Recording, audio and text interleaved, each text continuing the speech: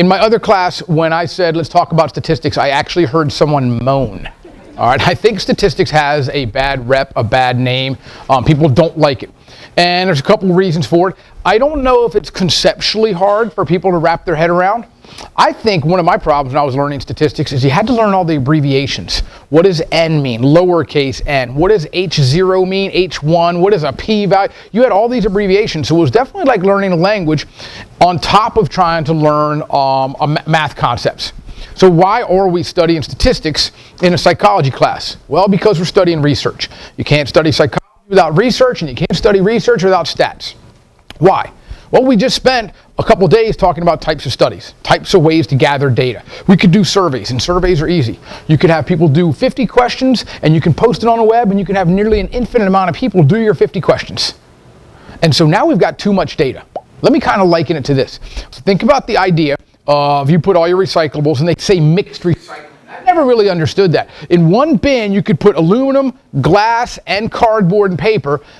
Now, collecting it's easy. It's actually kind of cool. If the big truck pulls up, I kind of like shiny trucks. Truck pulls up, they got the little robotic jaunt that dumps it right into the truck. Okay, I like that. The question is, what do you do? Now, why are we talking about recycling? Because I'm using recycling as a metaphor for data. The easiest thing in the world is collect it. Surveys, observations, experiments, interviews. So you got a whole rack load of data. And I don't think yet social psychologists and sociologists have really tried to figure out how to use the incalculable amount of data that's out there due to social media. Everyone puts everything out there.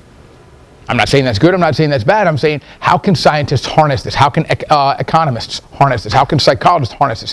What if you could search all of everyone's tweets in a certain age group and talk about how many times someone mentions therapy, dieting, drinking, OCD? You could gather an amazing amount of data. Gathering is easy. What do you do with it? So here's what I do. Just to keep things interesting, when I put all my recyclable things in there, you know what I do? Inside a glass jar that I'm throwing away, I put a crushed aluminum can. How are they going to sort it? How are they going to take out one data point from another? Inside the recyclable pizza box, I put in a lot of broken glass. How are they going to sort cardboard and paper from glass and aluminum and all the other things? If you find that, like, hey, yeah, is there someone who's actually sitting on a long assembly line, like picking things out? That would be one of the worst jobs ever. Probably as bad as a psychology teacher. So what am I saying? How do you organize data? So that's kind of why we're bringing this in. Well, notice that we've got different data exploration techniques. And that's kind of important because we're going to realize that, yeah, we're just scratching the surface of statistics. Might be the first time you've ever heard something called a z-score or a standard deviation. And so it might seem really foreign. But people who've spent their lives studying statistics, it's really an art form. How do you look at the data? How do you organize it? How do you conceptualize which questions and techniques you should ask? We're going to start, even though statistics, some people can find it really complicated. Some of the concepts wrapping their head around, and especially some of the abbreviations and the fancy lingo. We're going to start at like 4th grade math. Ready? A frequency distribution is a really fancy name for a chart. If you know what a chart is, then you got to know frequency distribution. Similarly, you've got a histogram.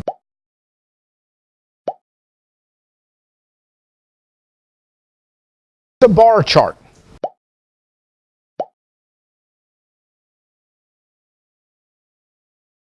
We learned these things back in Mrs. Schmidlap's 4th grade class.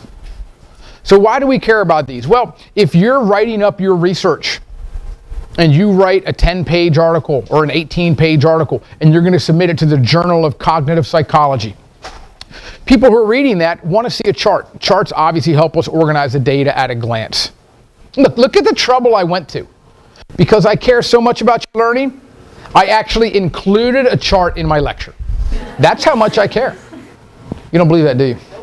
So we said descriptive techniques. So we got different types of central tendency. You know what central tendency is? Ready? The average. There's different ways to figure out the average. So once again, we're going back to Mrs. Schmidlap's 4th grade class, and I think we know what the mean is. Though we call the mean the average, there's different types of average. And then we can't talk mean without talking median and mode. Why don't we do this? Let's examine mean, median, mode. All right. When we examine mean, median, mode, let's imagine we've collected a bunch of data about a student, and we're going to collect data of a student's performance over a whole semester. You know what? They got an 80%.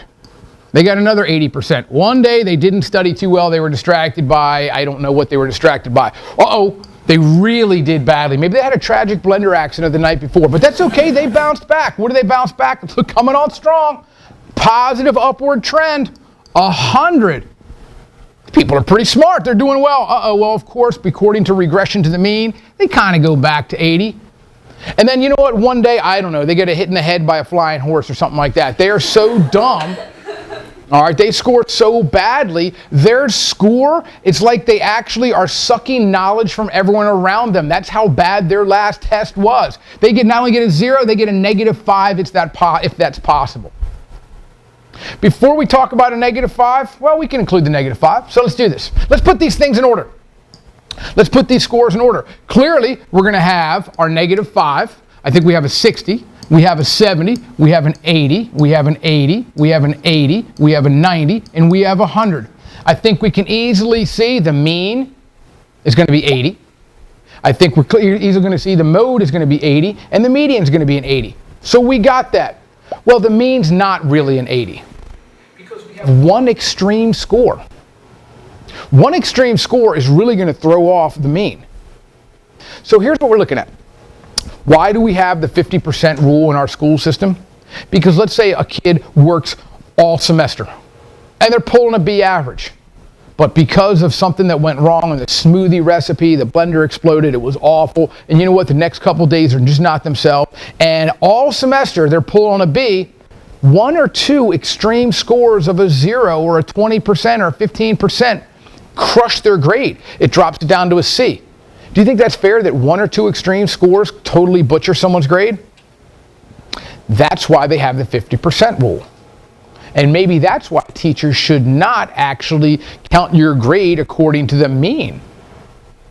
Because if we have an array of scores, we got 60, 80, 80, 80, 90, 100. The median doesn't matter if you fail a test or 2. The mode doesn't matter if you fail a test or 2, but the mean does. Maybe we should calculate grades according to the median or mode. So what's the takeaway from this? Here's what I want you to do.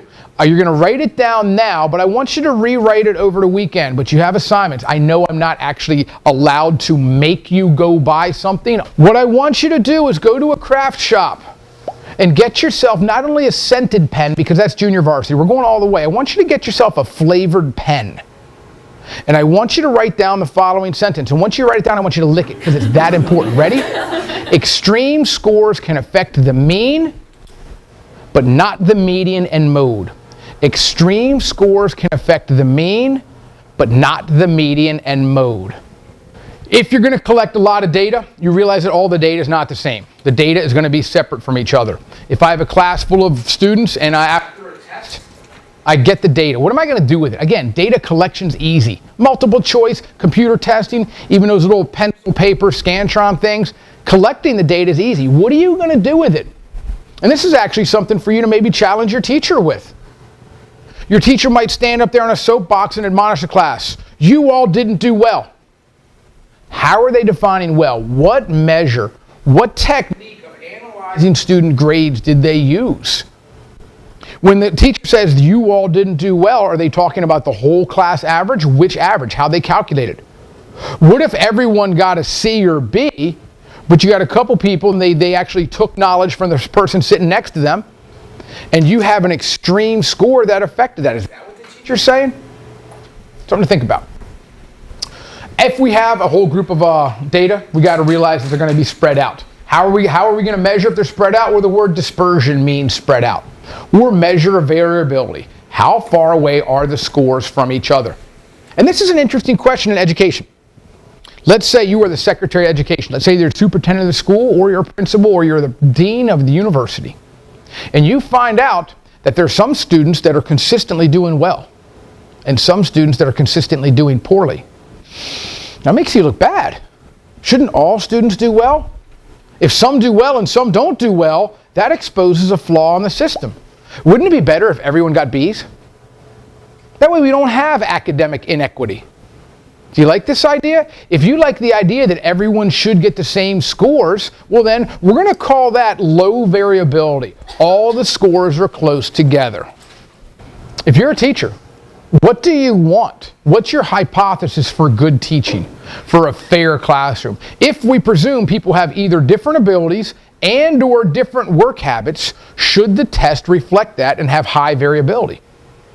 Or do we want to go in and say, you know what, all students want to learn, all students are working from the same book, all students hear the same lecture, therefore the scores should be close together. And if the scores aren't, maybe that's a flaw in the test. I think you can see we've got a lot of questions to ask. Standard deviation. This has caused some people some confusion. We're going to try to make this as streamlined as possible. Well, standard deviation, the question we have to ask is, what are we deviating from? And what are we standardizing? What we're going to look at is, what if you're a teacher and you've got a bunch of classes and you give them different tests? Because I don't know, I've heard one time that students in one class talk to another students in another class and tell them what's on the test. So you come up with different tests. And one test is going to have 72 questions. The other test is going to have 84.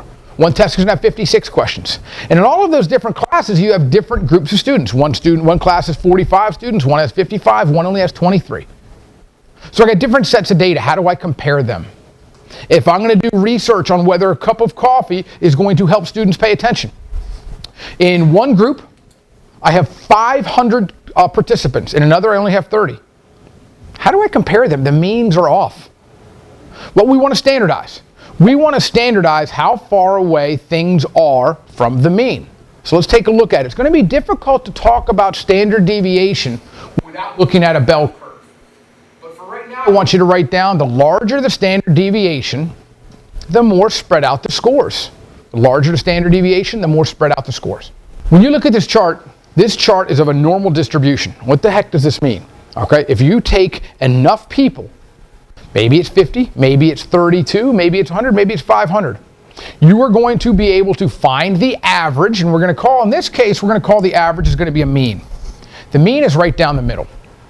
If you look at a normal distribution, it's going to be almost synonymous with a bell curve, but not just any bell curve, it's got to be symmetrical. A bell curve has to be the same side on either side of the mean. Now, let's take a look at this. If I were a good teacher and I really cared about you guys, you know what I'd do? Is I would give you not only worksheets, but I would make today coloring day. And you'd be pretty happy. Don't say you wouldn't be. How many of y'all would be happy if you could color? That's a fact. That's a lot of work, coloring. Oh dear. Do you sometimes forget to breathe? All right. So check this out. We're going to need to know, when we look at this chart, we're going to need to know that if we have a mean, now what this chart is, what I'm showing you, is a normal distribution of IQ scores. You don't have to memorize it quite yet, but you will need to know later in the course. 100 is the average IQ. And we're going to need to know some of these percents in a normal, what we call standard distribution, a symmetrical bell curve. Why? Because it's not just for intelligence. It could be for height, weight, income distribution, a number of minutes spent in traffic. At any given time, if you have a normal distribution, you have some extreme scores here, some extreme scores here, but most of us are in the middle. When I say most of us, if you add 34% plus 34%, you're going to get 68% of any normal population. It's going to be really close to average. Okay, so what am I average normal population? Well, let's identify this line. This line here is going to be a standard deviation. This line here is a standard deviation. In intelligence testing, you need to memorize this number. The standard deviation is 15. So, okay. That means that if the mean is 100 and the standard deviation is 15, 34% of people have an IQ between 100 and 115. That's a third. If this is a normal class, which I'm not sure it is, a third of you all have an IQ between 100 and 115. If this is a normal class, a third of us are going to have an IQ between 100 and 85. But I don't think this is a normal, a random sample, a representative. It could be a random sample, but it's not a representative sample of this school. This is an advanced class. I guarantee you we don't have anyone here. Oh, we might have one student. All right, that's not right. So the idea here, now do we have anyone way here? Maybe. What if our school had 2,000 students? What we're going to look at is what is genius. We're going to define genius as 2 standard deviations above mean. 1 standard deviation, well, if we know standard deviation is 15, this makes this 115, and the next one's going to be 130. It's extremely rare. 2% of a population is above 2 standard deviations. This is not just for intelligence. Again, this is for income, height, weight, you name it. Any normal distribution if you have enough data. So check this out. If you have 2,000 students and 2% of them are genius, how many students is that? The answer is 40. Did any of that sink in? Sort of.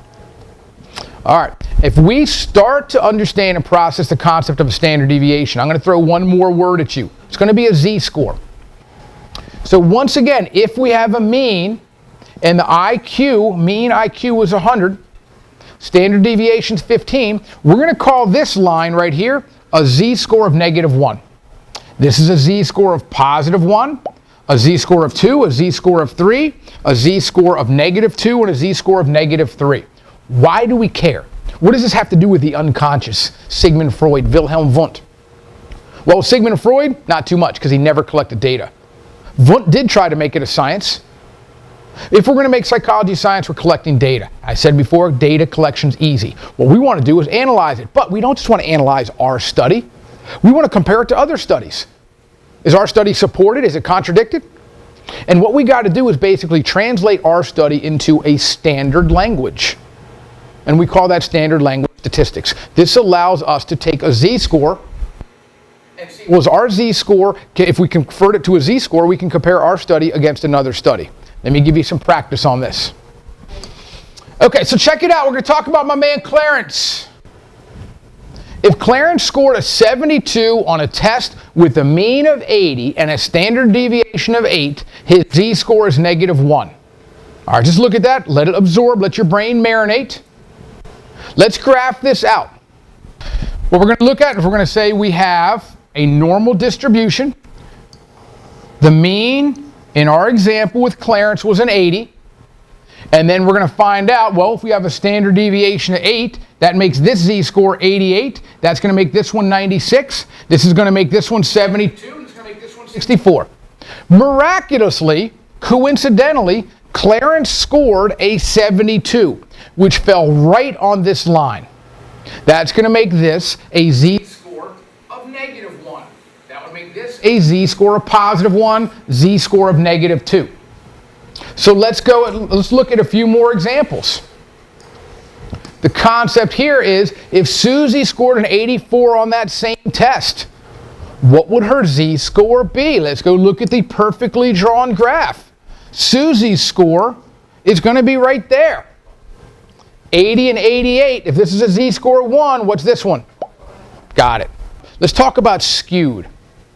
If you talk about a skewed distribution, it means it's not a normal distribution. It's not symmetrical. You find the mean, and it's not equal on both sides. You have skewed positively and skewed negatively. So now let's talk about why it may or may not be appropriate to bully dorks. Okay? So let's say this. Let's say I give you a 100-question quiz. And it's really hard. And most people are getting 60s, 70s, maybe a couple people got an 80. And let's face it, if you fail a test, what's the first thing you do? Cry? No, you should see what you did wrong. Wow. He says cry, he says get beat. Both of you need to go to the counselor. All right, because that's not a good reaction. That's not healthy. What normal slackers do is they quickly find someone else who has failed the test. What'd you get? Oh, you failed too? Yes. That feels good, doesn't it? And like, oh, I failed. What'd you get? Oh, because they got like a 90. Dork. All right, so here's the deal. I've known that if I give a test and the mean is the low 70s with a pretty small variability, what I mean is most people are getting in the 60s, 70s, maybe a few 80s. But there's the one dork, all right, that gets a 98. Well, see, in my mind, That's an extreme score. We're going to call that an outlier. And if I were a caring teacher, I'd say, you know what? I know there's no such thing as a perfect experiment. There's not a perfect study, and there's no such thing as a perfect test.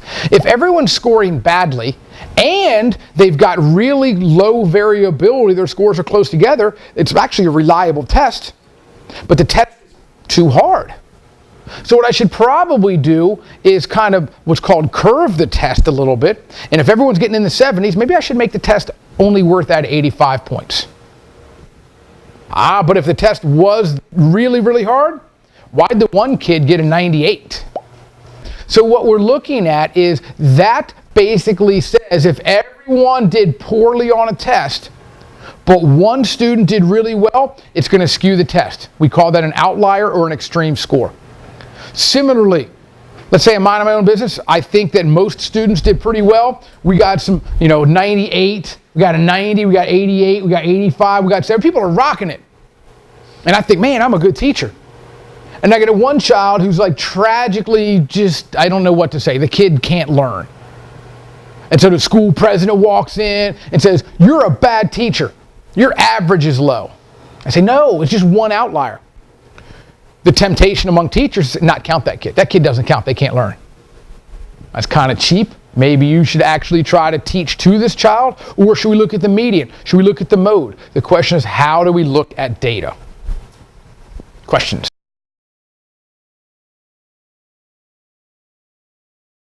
I just had a flash of genius.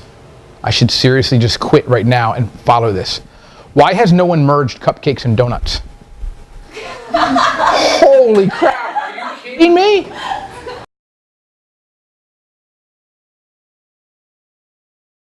What if I just slammed my pen down and left to go start a business?